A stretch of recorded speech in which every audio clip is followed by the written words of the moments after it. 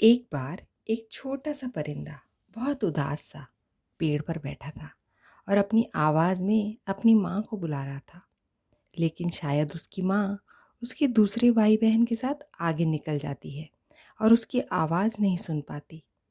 वह भी अपनी माँ के साथ ही उड़ रहा था, लेकिन उसने अभी अभी उड़ना सीखा था, इसलिए वह थक गया और कुछ देर आराम करने के लिए एक पेड़ पर बैठ गया। लेकिन वह यह भूल जाता है कि उसकी माँ को तो पता ही नहीं कि वह उड़ान के बीच में ही आराम करने के लिए पेड़ पर बैठा है। इसलिए उसकी माँ तो अपने घर जाने के लिए उड़ती चली जाती है। कुछ देर आराम करने के बाद वह फिर से उड़ान भरता है, लेकिन आसपास अपनी माँ को ना पाकर घबरा जाता है और अकेले उड़ नहीं पाता। इसीलिए वह वापस आकर उसी पेड़ पर बैठ जाता है और अपनी माँ को बुलाता है। उसकी आवाज़ सुनकर कुछ और परिंदे जो कि वहीं से जा रहे होते हैं उसके पास आते हैं और उस नन्हे परिंदे से पूछते हैं कि क्या हुआ, तुम्हारी माँ कहाँ है, तुम अकेले यहाँ क्यों बैठे हो। नन्हे परिंदे ने कहा, मैं अपने परिवार से बिछड़ गया हूँ।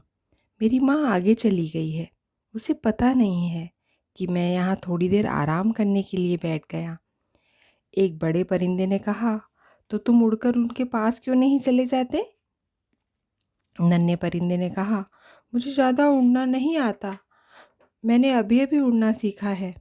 लेकिन तुम उड़ सकते हो, तुम कोशिश तो करो। नहीं, मैं गिर जाऊंगा। बड़ा परिंदा समझ गया कि इसके मन में जो डर है वह ऐसे नहीं निकलेगा। कुछ सोचकर उस बड़े परिंदे ने कहा, जब तुम्हें उड़ना नहीं आता तो तुम अपनी माँ के साथ उड़ान भरने के लिए घर से निकले ही क्यों। देखो, मुझे तो कितनी ऊंची उड़ान भरने आती है, मैं बिना किसी डर के कितना ऊंचा उड़ सकता हूँ। ऐसा कहकर उस पक्षी ने ऊंची उड़ान भरी और वापस उस नन्हे से परिंदे के पास आया और हंसकर बोला, तुम अभी तक यहीं बैठे हो, लगता है आज की रात तुम्हें यहीं बितानी पड़ेगी, क्योंकि तुम्हें तो उड़ना आता ही नहीं है ना। यह सुनकर नन्हे परिंदे को बिल्कुल अच्छा नहीं लगा, लेकिन वह चुपचाप उसी पेड़ पर बैठा रहा। अब फिर से उस बड़े पक्षी ने अपने मित्र से कहा, जो कि उसी पेड़ पर बैठा हुआ था, कि इस मौसम में तो उड़ने का मज़ा ही कुछ और है। दोनों पंख फैलाओ और बेफिक्र होकर उड़ जाओ, बस खुद पर विश्वास रखने की ज़रूरत है। ऐसा कहकर वह पक्षी फिर से उड़ गया। कुछ देर के बाद जब वह फिर से लौट कर आया तो देखा कि वह नन्हा परिंदा तो वहाँ था ही नहीं। उसने अपने मित्र से बड़ी खुशी से पूछा कि क्या वह नन्हा परिंदा उड़ गया। मित्र ने कहा, हाँ, तुमने उसे इतनी बातें सुनाई कि वह दुखी होकर उड़ गया, लेकिन उसके उड़ जाने से तुम इतने खुश क्यों हो।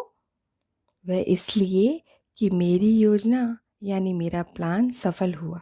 मैं यही तो चाहता था कि वह जल्दी से जल्दी उड़कर जाए और अपने परिवार से जाकर मिले। अगर ऐसा ही था तो तुमने उसे उड़ना क्यों नहीं सिखाया।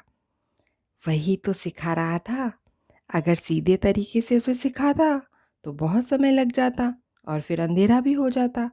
अंधेरे में वह अपनी माँ को कैसे ढूंढता, उसकी माँ भी तो परेशान हो रही होगी ना उसके लिए। इसीलिए मैंने उसे ऐसी बातें कही ताकि उसे बुरा लगे और वह मेरी उड़ान को देखकर खुद भी उड़ान भरना सीख सके।